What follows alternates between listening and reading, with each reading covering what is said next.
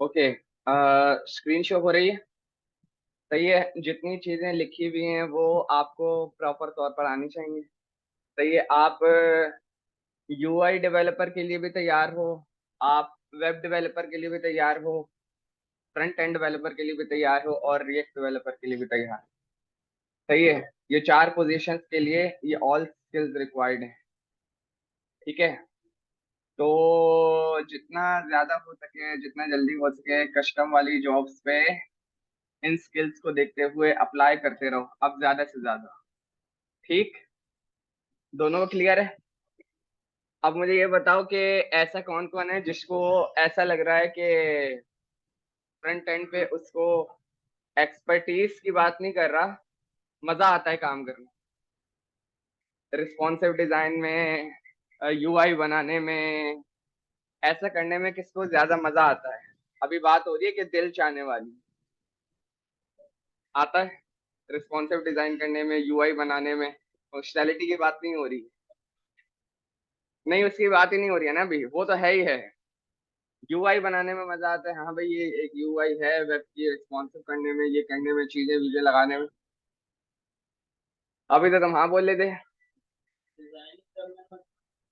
Design develop करने में उसकी बात हो रही है, यूआई डेवलप करने में।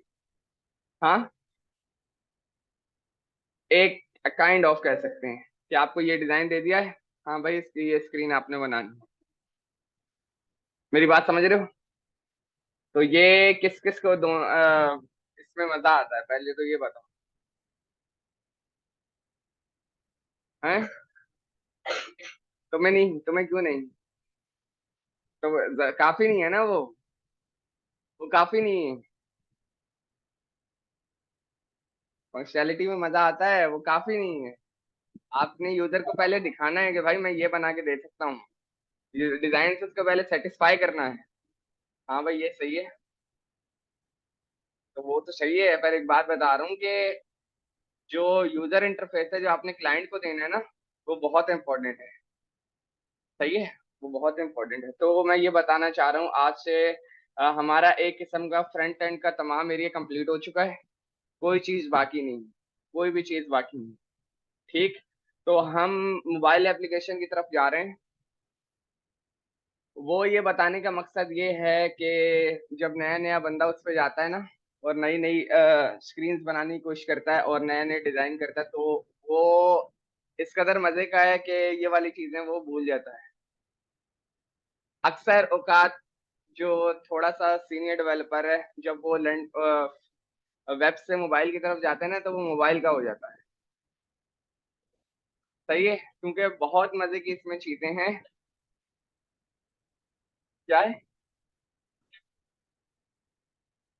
नहीं, इसकी मैंने भेजी इस वजह, मैं सिर्फ वो भेज रहा होता हूँ जिसके लिए बंदे भी एलिजिबल हैं। मैं सिर्फ वो भेज रहा होता हूँ। मार्केट में दबा के जॉब्स हैं यार, रिएक्ट नेटिव की तो जॉब भरी पड़ी हुई है, ऐसी भरपार लगी हुई है। उसका रीजन क्या है वो मैं भी बता रहा हूँ। हाँ।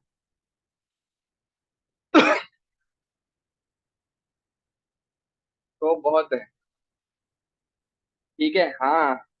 तो आपने यूआई डेवलपर डेवलपमेंट की तरफ बहुत ज्यादा फोकस करना है, एज वेल एज फंक्शनैलिटी तो आपको आनी ही चाहिए। अगर आपके रिएक्ट और रिडक्स के कॉन्सेप्ट क्लियर हैं, जावास्क्रिप्ट से फंक्शनैलिटी क्लियर है, तो फंक्शनैलिटी तो आप कर लोगे, लेकिन यूआई आप नहीं बना सकते फिर, अगर तुम्हारे उसकी तरफ मामलात नहीं है। ठीक है। तो ये इतना फेमस क्यों है और इसमें इतने मसले मसाइल किस चीज के हैं, वो हम सारे आज डिस्कस करते हैं। हम खोलते हैं रिएक्ट नेटिव।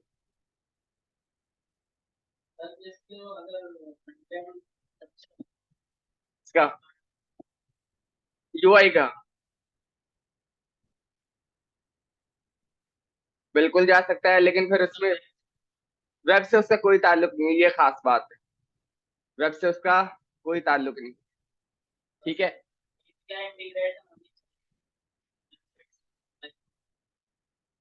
यस। वेबसाइट से मोबाइल पर नहीं होगी, मोबाइल से ही आप मंगवाओगे। और हम अभी ये सारी बातें डिस्कस करते हैं। ठीक है। हम मोबाइल एप्लीकेशन डेवलपमेंट के लिए जो प्लेटफॉर्म यूज कर रहे हैं वो है React native.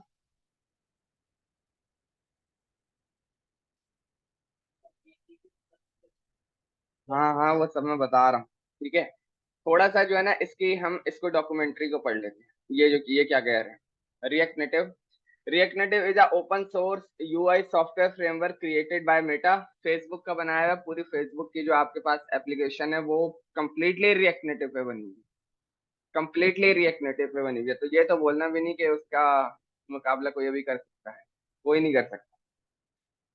It is used to develop application for Android, Android TV, iOS, macOS, tvOS, web, Windows, and UWP by enabling developers to use the React framework along with the native platform capabilities। ठीक है, क्या कह रहे हैं यार? सबसे पहली बात तो ये कि सबसे पहले जो है ना, थोड़ी सी हिस्ट्री और थोड़ी सी थ्योरी को समझते हैं कि बात क्या है।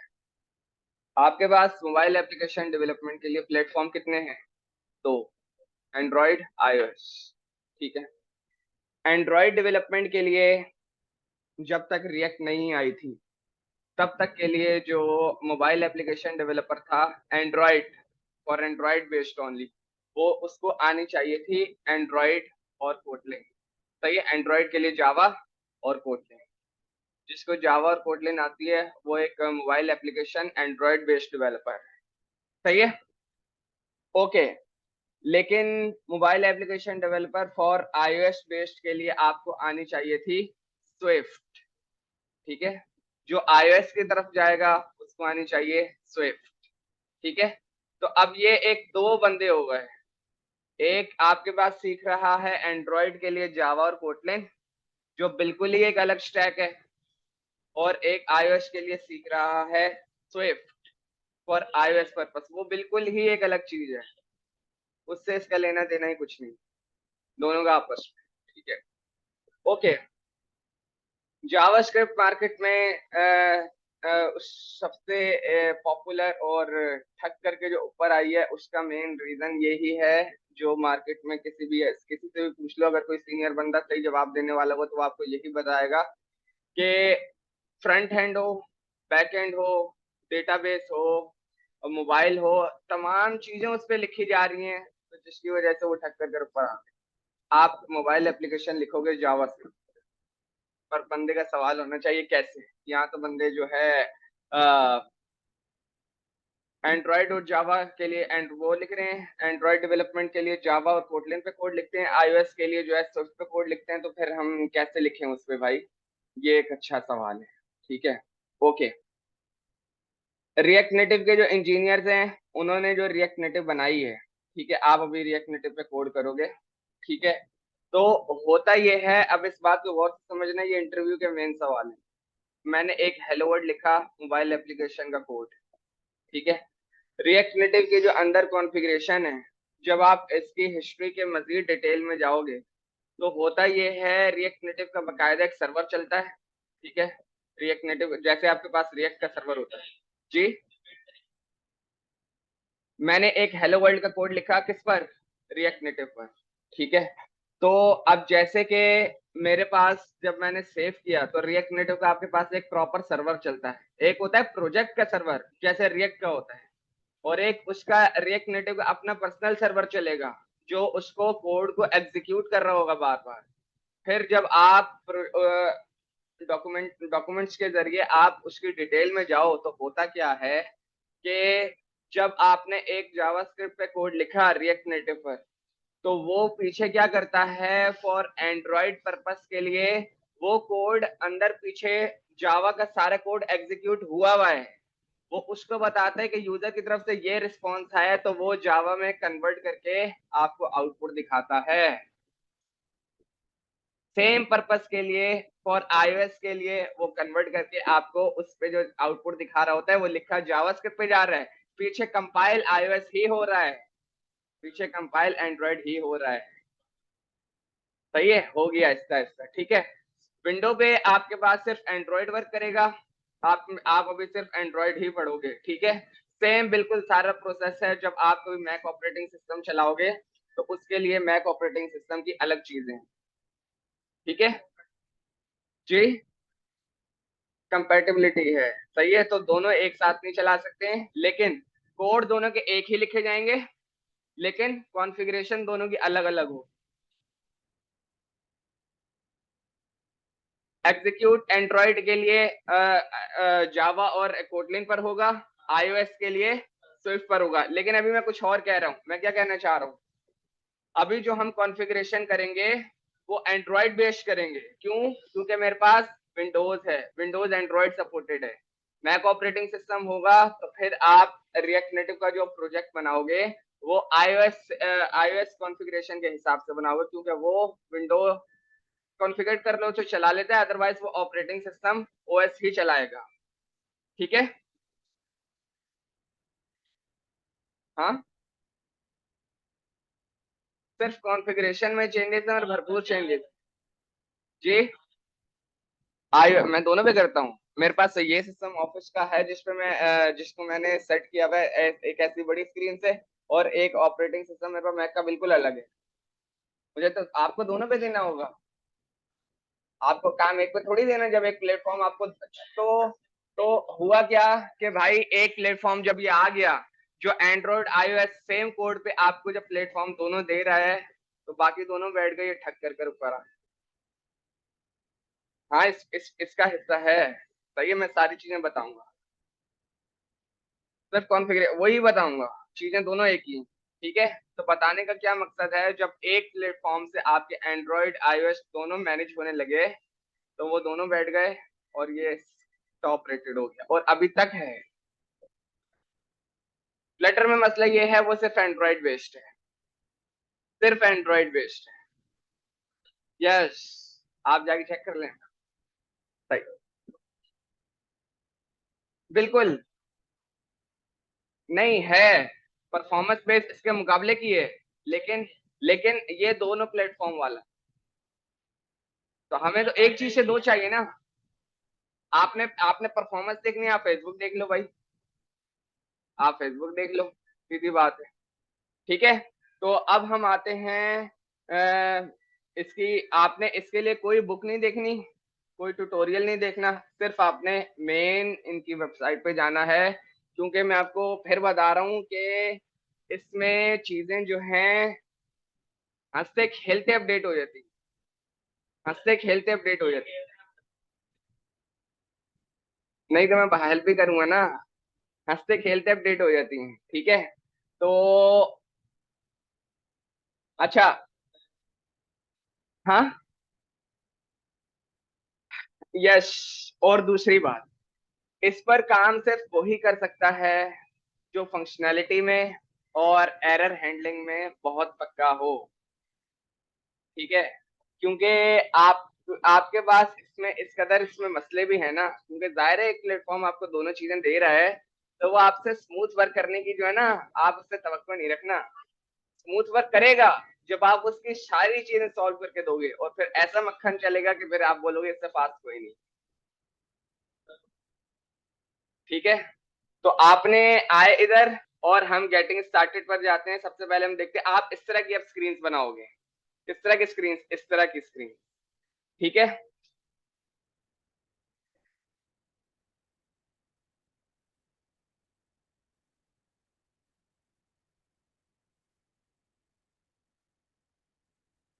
हम जाते हैं गेट स्टार्टेड। ये सबसे मेन टॉपिक है आपका। ठीक है, setting up the development environment. यार मैं पूरी कोशिश करूंगा कि मैं जो हूँ एक वीडियो बना लूं डेवलपमेंट एनवायरनमेंट सेटअप करने की, वरना अभी जो मैं आप लोगों को बता रहा हूँ ना उसको बड़ा फोकस करके चलो, क्योंकि ये चीज अभी तक मैंने दो बैचेस को पढ़ाई है ना, दोनों में शदीद मसला करी है, वो अभी आप खुद देखोगे।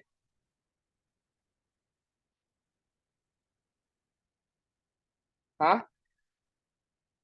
क्या कह रहे हो?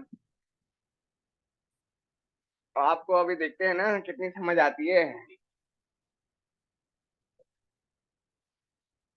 ठीक है, चलो अब इधर देखो। ठीक है, क्योंकि आपने अपने सिस्टम में मोबाइल एप्लीकेशन चलानी है। अच्छा, अब ये देख लो क्या लिखा हुआ है, एक्सपो, गो, क्विक स्टार्ट और रिएक्ट नेटिव CLI।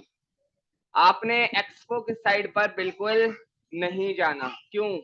एक्सपो एक लर्निंग पर्पस के लिए प्लेटफॉर्म है, लेकिन और CLI react native command line interface, आपको एक्चुअल में जब आप असल काम करोगे तो आपको CLI पे ही वर्क करना होगा। तो एक्सपो को यहीं से हटा दो, ठीक है? एक्सपो से हमारा कोई लेना देना नहीं, ठीक है? हमने सिलेक्ट कर लिया command line interface react native CLI, ठीक है? फिर वो आपको क्या बता रहा है? Development operating system Mac, Windows, Linux तीनों हैं, सही है? हमारे पास जो डिफॉल्ट पे है विंडो, और हमने करना भी इसी पर है, ठीक है? टारगेट ऑपरेटिंग सिस्टम एंड्रॉइड है बिल्कुल।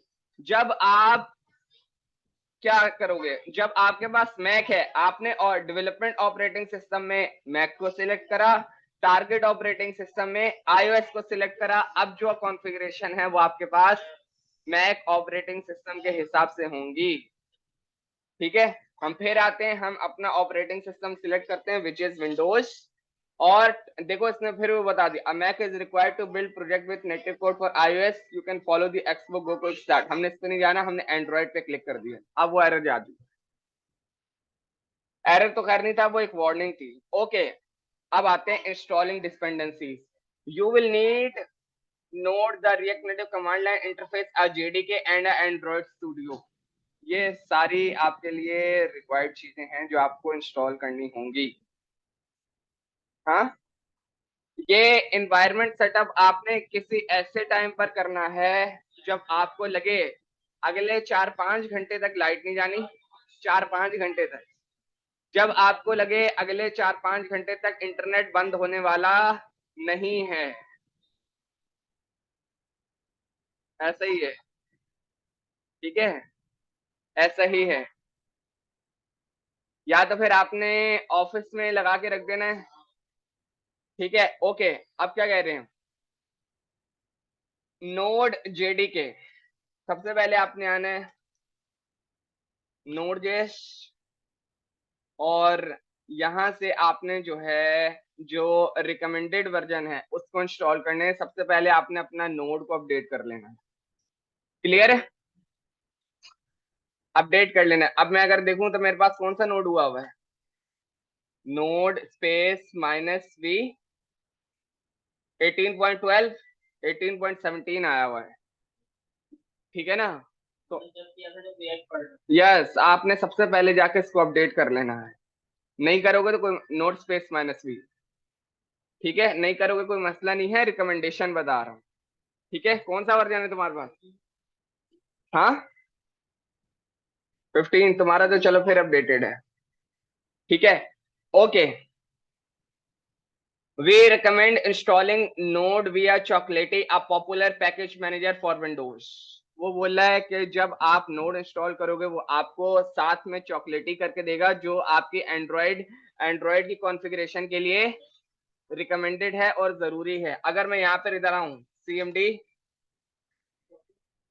CHOCO, मैंने चौको लिखा है तो वो मुझे बता रहा है चॉकलेटी वर्जन 0.11.3।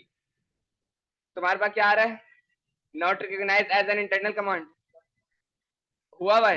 हाँ बस सही है, तो तुम तो भाई तुम पहले से तैयार होकर आए हो, सही है? ओके, अब हम आते हैं,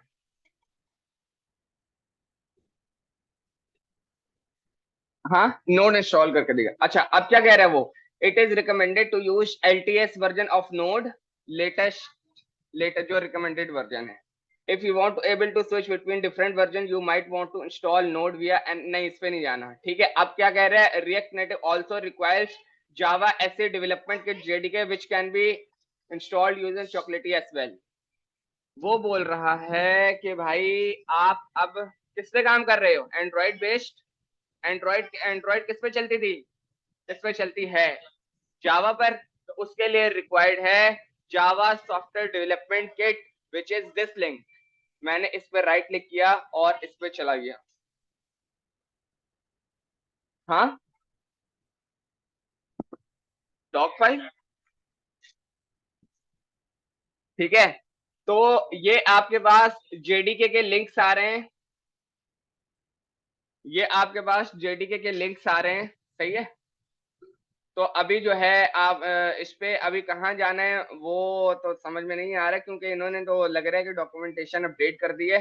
तो जेडीके कहाँ से इंस्टॉल करना है इसका लिंक मैं आपको सुबह सुबह मैसेज कर दूंगा कि जावा आपका सॉफ्टवेयर डेवलपमेंट किट के लिए आपको लिंक यहाँ से इंस्टॉल करना है, लेकिन वो लाजमी करना है।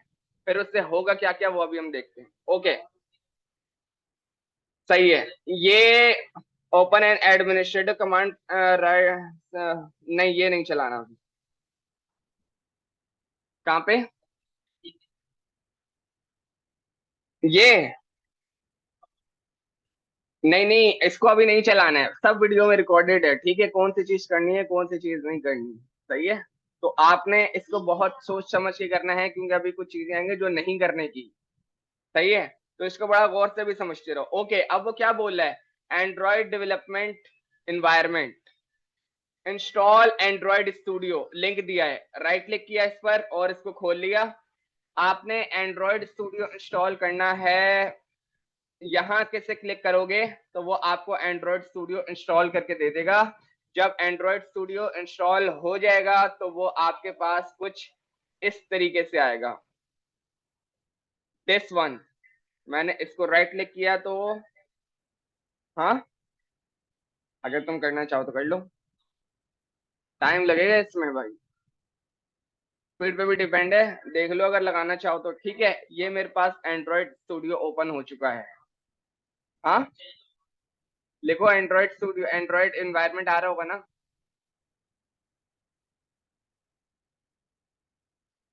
ऊपर करो थोड़ा, ये देखो एक मिनट,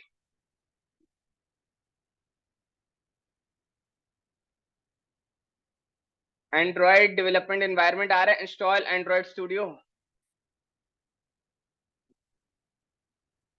इंस्टॉल एंड्रॉइड स्टूडियो, सही है।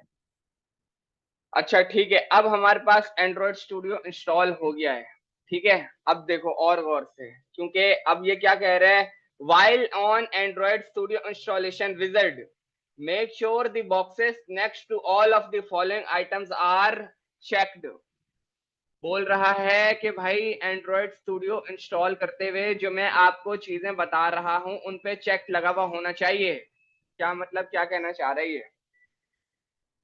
हाँ, इंस्टॉल हो, अभी ये कंप्लीट इंस्टॉल नहीं हुआ है, सही है। अब देखो ये क्या कह रहा है, बोला है कि भाई एंड्रॉइड स्टूडियो जब इंस्टॉल करो तो ये जो रिक्वायर्ड चीजें बताई जा रही है ना, क्या, Android SDK, Android SDK platform, Android virtual device और इंटेल हेक्सिम, ये सारी चीजें इंस्टॉल होनी जरूरी हैं, और इन पे ये तब इंस्टॉल होंगी जब आप इन पर चेक मार्क करोगे। क्या मतलब, क्या चेक मार्क करें भाई?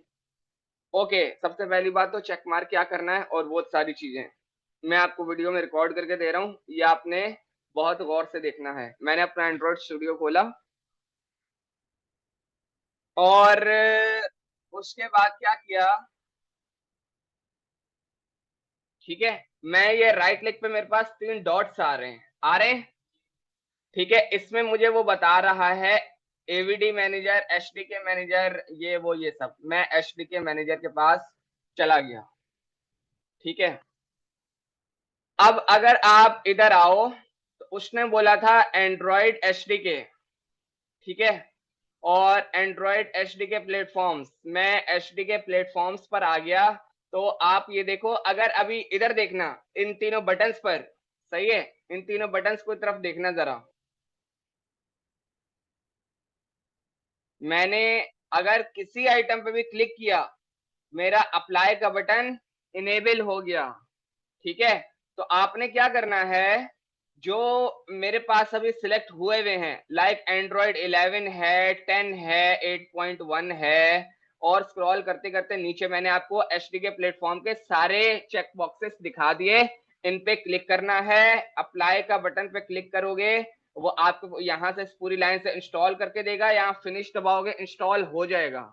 ये सारी चीजें रिक्वायर्ड हैं कि भाई आप एंड्रॉइड के प्लेटफॉर्म होते हैं, कौन सा वर्जन, ये सारे वर्जन हैं, 11, 12.1, मार्शमैलो, ये जो एंड्रॉइड के हमारे पास वर्जन आते हैं ये वो हैं कि भाई आपने ये वर्जन अपने पास इंस्टॉल करने हैं,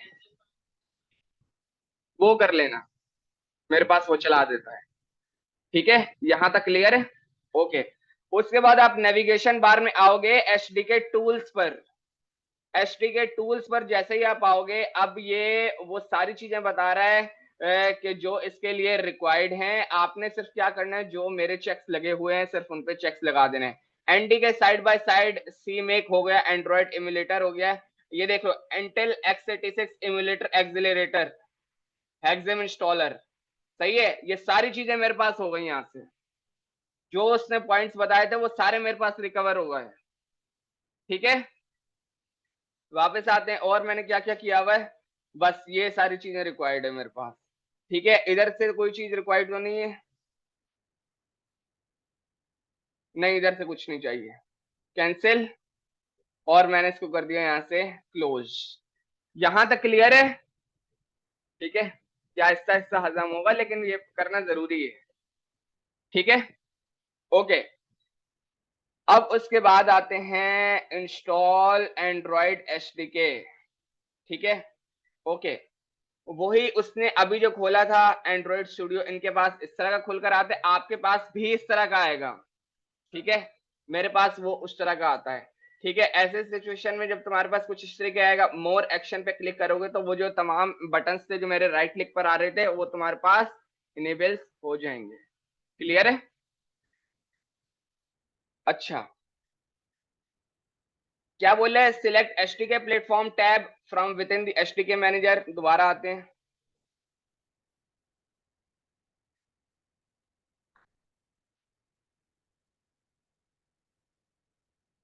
हाँ,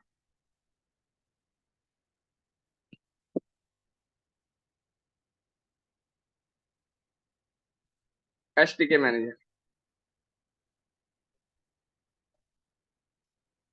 हाँ, 1 TB। सही है। अच्छा, क्या कह रहे हैं, select the SDK platforms. SDK platform को मैंने सिलेक्ट कर लिया। क्या कह रहे हैं, tab from within the SDK manager, then click the check boxes next to show package details in the bottom top right corner of the this।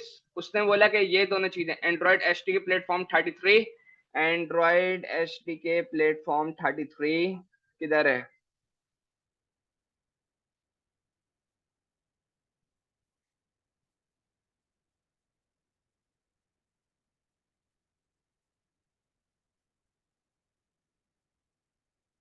Android एचडीके platform 33 मेरे पास check लगा हुआ है।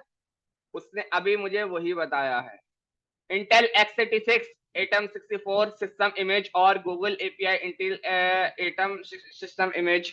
देखते हैं ये कहां पर है।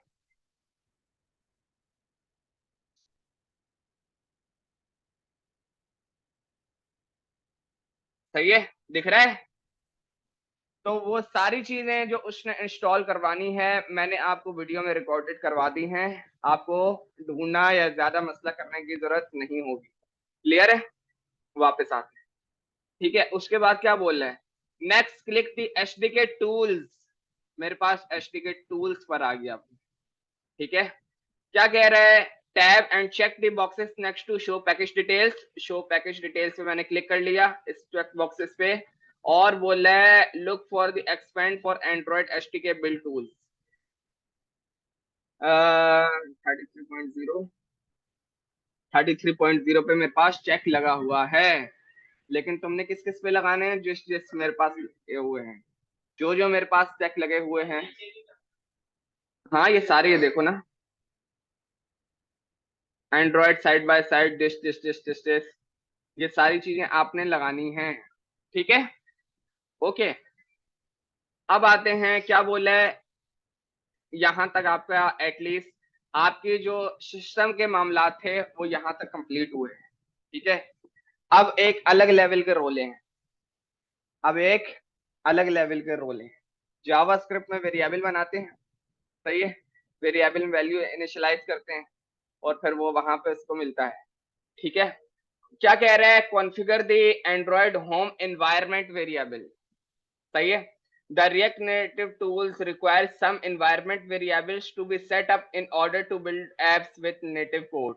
Open the Windows control panel. Control panel खोल लिया हमने इसको। अच्छा, हम एंड्रॉइड स्टूडियो का बंद कर देते हैं, जरूरत पड़ने पे खोल लेंगे।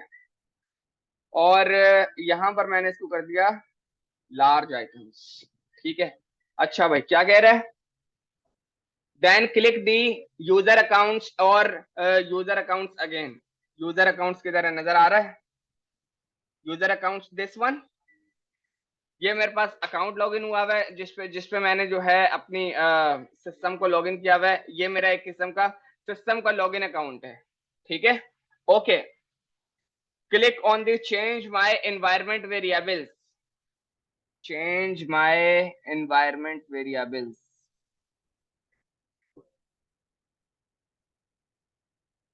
Change my environment variables. तो उसने कुछ ऐसा खोल दिया, बड़ी लंबी करिए, हम इस तरह नहीं करेंगे, मैं आपको आसान तरीके से समझाता हूँ। वो बोल रहा है भाई कि आपके सिस्टम का हर एक यूजर होता है। जैसे कि यहाँ पे मैंने यूजर बनाया हुआ है शहजादा मोहम्मद अहमद। अगर आप डिस्क पीसी पे देखो तो यहाँ पर सी में जाओ, यूजर्स में जाओ, तो ये मेरा अकाउंट यहाँ पे लॉगिन है इस विंडोज में। क्लियर है? ठीक है। वो बोल रहा है कि अपने सिस्टम के जो वेरिएबल्स है ना, वहां पर एंड्रॉइड होम जाकर एक वेरिएबल बना दो। क्या मतलब? नहीं समझ में आ रहा? सही है, आते हैं। आपने सिर्फ क्या करना है, विंडो और env edit the system environment variable. ये तुम्हारे सिस्टम के एनवायरनमेंट वेरिएबल होते हैं और इसके बिहाफ पर तुम्हारे सिस्टम की कॉन्फ़िगरेशन चलती है, जो तुम एडिशनल डालोगे वो वाली। ठीक है, मैंने एंटर मारा तो अब उसने मुझे कुछ ऐसा ही विंडो खोल कर दे दी। ठीक है, क्या करें इसका? मैंने करना है एडिट एनवायरनमेंट वेरिएबल्स पे मैंने क्लिक किया और अब उसने कुछ इस तरह की विंडो निकाल कर मुझे दे दी। ठीक है, क्या कह रहा था वो? उसने बोला है कि Android variable name Android home, value है उसकी दिस। ये चीजें तब वर्क करेंगी जब आपके पास जेडीके और एंड्रॉइड स्टूडियो सक्सेसफुली इंस्टॉल्ड हो चुका होगा। सही है। मैंने क्या किया, system variables, not variables for this.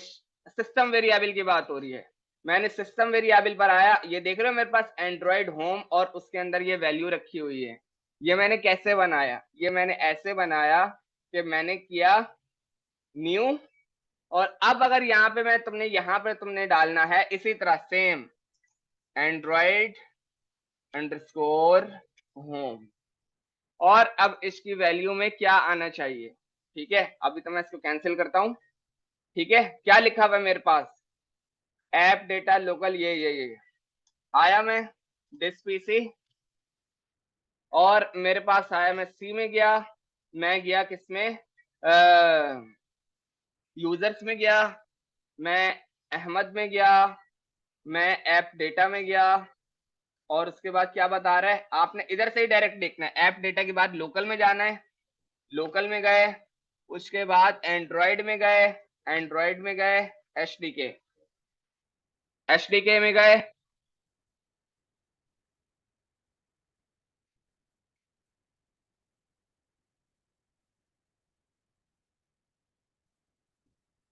हाँ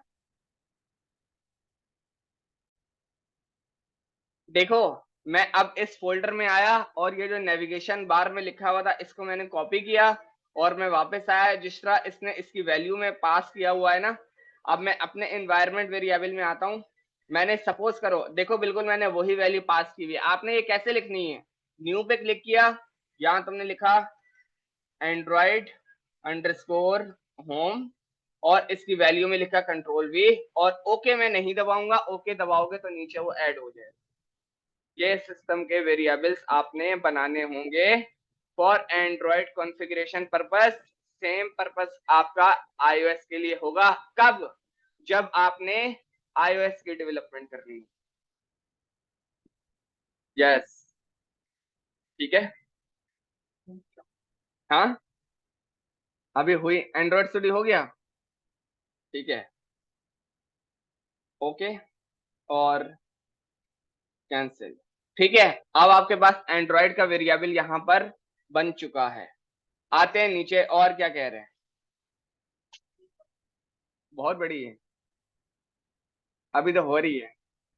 क्या कह रहे हो? सही है भाई, अभी तो देखो क्या होता है। अच्छा, क्या कह रहे हैं, the SDK is installed by default at the following location. This कैसे पता चलेगा, आप जाकर देख लो। मैं इधर गया, और एंड्रॉइड को जब आप सिलेक्ट करोगे, किसको, एंड्रॉइड को, उसके अंदर आपके पास एसडीके का फोल्डर आ रहा होगा, विच इज दिस। सही है, ये किसकी लोकेशन है, ये एंड्रॉइड होम की वैल्यू है। सही है, यहाँ पर एंड्रॉइड का सॉफ्टवेयर डेवलपमेंट किट के जो सारी रिक्वायरमेंट है, वो सब कुछ यहाँ पर आपका इंस्टॉल्ड हुआ हुआ है। सही है,